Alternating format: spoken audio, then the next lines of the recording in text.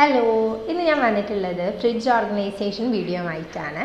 Fridge എത്ര വലുതോ ചെറുതോ എന്നുള്ളതിൽ കാര്യമില്ല, അത് നമ്മൾ എങ്ങനെ കറക്റ്റായിട്ട് ഓർഗനൈസ് ചെയ്യുന്നു എന്നുള്ളതിലാണ് കാര്യം. അപ്പം ഫ്രിഡ്ജ് നന്നായിട്ട് ഓർഗനൈസ് ചെയ്ത് വെച്ച് കഴിഞ്ഞാൽ നമുക്ക് ഗ്രോസറി ഷോപ്പിങ്ങിൻ്റെ സമയത്ത് കറക്റ്റായിട്ട് അതിൽ എന്തൊക്കെ ഉണ്ട് ഇല്ല എന്നുള്ളത് മനസ്സിലാവും. അതുപോലെ തന്നെ എപ്പോഴും ഫ്രഷ് ആയിട്ടുള്ള ഫ്രിഡ്ജ് നമ്മളുടെ ഫുഡ് ഐറ്റംസ് വളരെ സേഫ് ആയിരിക്കുകയും ചെയ്യും. അപ്പം നമുക്ക് പെട്ടെന്ന് തന്നെ സ്റ്റാർട്ട് ചെയ്യാം. Let get started. First step നമ്മൾക്ക് ക്ലീൻ ചെയ്യുക എന്നുള്ളതാണ്. ഫ്രിഡ്ജ് നല്ല രീതിയിൽ ക്ലീൻ ചെയ്ത് കഴിഞ്ഞാൽ തന്നെ അതിൻ്റെ ഫൗൾ സ്മെൽസ് അവോയ്ഡ് ചെയ്യാൻ പറ്റും.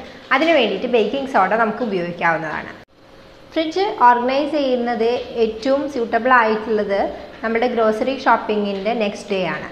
ഗ്രോസറി ഷോപ്പിംഗ് കഴിഞ്ഞ് കഴിഞ്ഞാൽ നമ്മൾ ആ മെറ്റീരിയൽസ് ഒക്കെ അറേഞ്ച് ചെയ്യുക എന്നുള്ളതാണ് ഫസ്റ്റ് സ്റ്റെപ്പ്.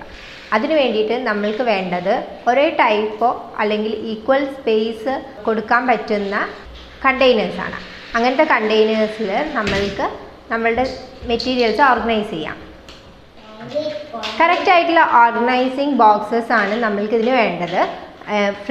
അതായത് റെഫ്രിജറേറ്റർ സേഫ് ആയിട്ടുള്ള BPA ഫ്രീ ആയിട്ടുള്ള പ്രൊഡക്ട്സ് നമുക്കിതിന് വേണ്ടി ഉപയോഗിക്കാം. ഞാനിപ്പോൾ 3 കണ്ടെയ്നേഴ്സാണ് എടുത്തിരിക്കുന്നത്. അതിലേക്ക് ഞാൻ വാങ്ങിയ മെറ്റീരിയൽസ് അറേഞ്ച് ചെയ്ത് വെക്കും. എന്നിട്ട് ഇതിൽ ഏതൊക്കെ ഫ്രിഡ്ജിലേക്ക് വേണ്ടതാണ് വേണ്ടാത്തതാണെന്ന് ഞാൻ സോർട്ട് ചെയ്യും. അപ്പം ഇതിൽ കറക്റ്റായിട്ട് റെഫ്രിജറേഷൻ ആവശ്യമായത് അതിൽ തന്നെ എഴുതിയിട്ടുണ്ടാവും. അങ്ങനത്തെ മെറ്റീരിയൽസ് മാത്രം ഫ്രിഡ്ജിലേക്ക് കയറ്റിയാൽ മതി.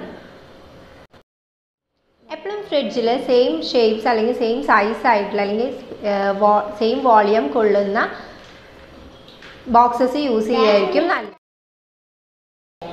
റെഫ്രിജറേഷൻ ആവശ്യമില്ലാത്ത മെറ്റീരിയൽസ് മാക്സിമം അവോയ്ഡ് ചെയ്യുക. അത് നമ്മളുടെ ഫ്രിഡ്ജിൽ ആവശ്യത്തിന് സ്പേസ് നമ്മൾക്ക് തരും.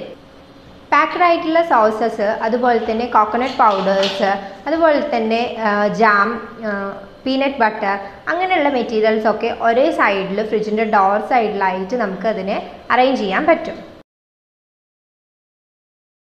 മിക്ക ഫ്രിഡ്ജിലും നമ്മൾക്ക് എഗ് ബോക്സസ് അവൈലബിൾ ആണ്. അല്ലാന്നുണ്ടെങ്കിൽ കൂടുതൽ എമൗണ്ട് നിങ്ങൾ വാങ്ങുന്നുണ്ടെന്നുണ്ടെങ്കിൽ അതിന് സെപ്പറേറ്റ് ആയിട്ട് ഒരു എഗ് ബോക്സസ് വാങ്ങിയിട്ട് അത് കറക്റ്റായിട്ട് അതിൽ കീപ്പ് ചെയ്യായിരിക്കും നല്ലത്. കൂടുതൽ എണ്ണം പൊട്ടിപ്പോവാതിരിക്കാൻ അത് ഹെൽപ്പ് ചെയ്യും. വെജിറ്റബിൾസ് ആദ്യം നമ്മൾ ഡയറക്റ്റ് മാർക്കറ്റിൽ നിന്നാണ് നമ്മൾ എടുക്കുന്നതെന്നുണ്ടെങ്കിൽ അതിലെന്തായാലും പൊടിയും അഴുക്കും ഉണ്ടായിരിക്കും. അപ്പം നമ്മൾക്ക് കറക്റ്റായിട്ട് അത് വെള്ളത്തിൽ ക്ലീൻ ചെയ്ത് എടുക്കാം. എന്നിട്ട് ഞാനിവിടെ ചെയ്യുന്നത് ഒന്നെങ്കിൽ നല്ല കോട്ടൺ ക്ലോത്തിൽ അല്ലെങ്കിൽ ടിഷ്യൂ പേപ്പറിൽ ആയിട്ട് സ്പ്രെഡ് ചെയ്തിട്ട് വെക്കും. എന്നിട്ട് കുറച്ച് നേരം അത് ഫാനിൻ്റെ ചോട്ടിലോ അല്ലെങ്കിൽ ഡയറക്റ്റ് സൺലൈറ്റിൻ്റെ ചോട്ടിലോ വെച്ചിട്ട് അത് നന്നായിട്ട് ഉണക്കിയെടുക്കും. എന്നിട്ട് നന്നായിട്ട് ഒരു കോട്ടൺ വെച്ചിട്ട് അത് വൈപ്പ് ചെയ്ത് അതിൽ വെള്ളമില്ലാന്ന് ഉറപ്പ് വരുത്തിയതിന് ശേഷം ഞാനത് കണ്ടെയ്നേഴ്സിലേക്ക് മാറ്റും.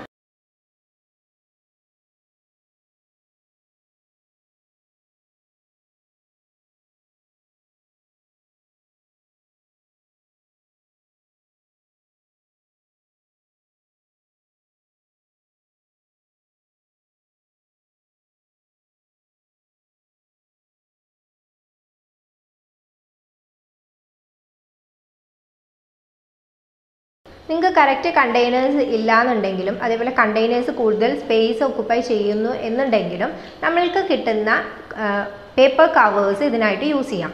പേപ്പർ കവേഴ്സ് നമുക്ക് വേണ്ട സൈസിൽ കട്ട് ചെയ്തിട്ട് ഇത് ഓരോ സെക്ഷൻസ് ആയിട്ട് ഫയൽ ടൈപ്പായിട്ട് നമ്മൾക്ക് ഒരു ട്രേയിൽ അറേഞ്ച് ചെയ്യാൻ പറ്റും.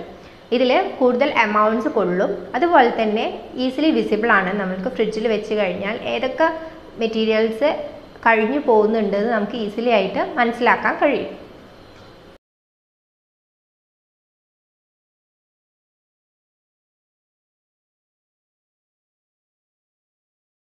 വെജിറ്റബിൾസ് അറേഞ്ച് ചെയ്യുമ്പം റൈപ്പ് ആയിട്ടുള്ള ഫ്രൂട്ട്സ് പെട്ടെന്ന് എടുക്കുന്ന രീതിയിൽ സെപ്പറേറ്റ് ആയിട്ട് തന്നെ അറേഞ്ച് ചെയ്യാം.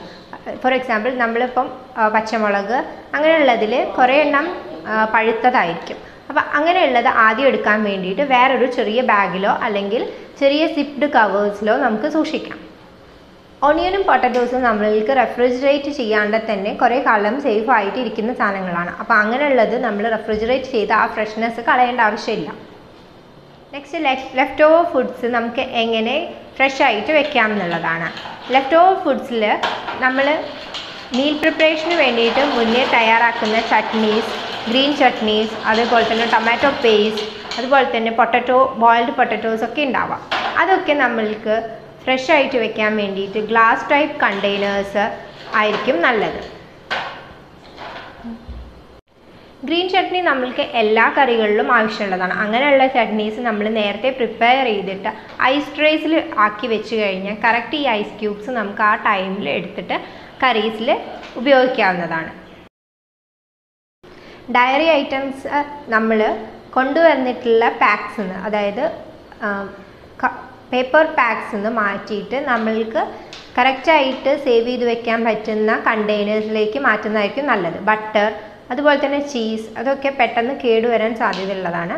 അപ്പോൾ ലോങ് ലൈഫ് കിട്ടാൻ വേണ്ടിയിട്ട് നമ്മൾക്ക് അതിനെ ചെറിയ ചെറിയ പീസസ് ആക്കിയിട്ട് ചെറിയ കണ്ടെയ്നേഴ്സിലേക്ക് മാറ്റാം. ഇത്രയും കാര്യങ്ങൾ ചെയ്താൽ തന്നെ നമുക്ക് കറക്റ്റായിട്ട് ഫ്രിഡ്ജ് ഓർഗനൈസ് ചെയ്യാൻ പറ്റും. ഈ ഓർഗനൈസ് ചെയ്ത ഫ്രിഡ്ജിൽ നിന്ന് നമ്മൾക്ക് വേണ്ട മെറ്റീരിയൽസ് കഴിഞ്ഞു പോയോ എന്നുള്ളത് ചെക്ക് ചെയ്ത് നമ്മൾക്ക് കറക്റ്റായിട്ടൊരു ഗ്രോസറി ലിസ്റ്റ് പ്രൊഡ്യൂസ് ചെയ്യാൻ കഴിയും. അതുപോലെ തന്നെ ഈ ഗ്രോസറി ലിസ്റ്റും ഫ്രിഡ്ജ് ഓർഗനൈസേഷനും കറക്റ്റായാൽ നമ്മളുടെ മീൽ പ്രിപ്പറേഷൻ വളരെ ഈസി ആവും. ഈ വീഡിയോ നിങ്ങൾക്ക് എല്ലാവർക്കും ഇഷ്ടപ്പെട്ടു എന്ന് വിചാരിക്കുന്നു. ഇഷ്ടപ്പെട്ടെങ്കിൽ ലൈക്ക് ചെയ്യുക. നിങ്ങളുടെ അഭിപ്രായങ്ങൾ, സജഷൻസ് കമൻറ്റ് ചെയ്യുക. Bye bye.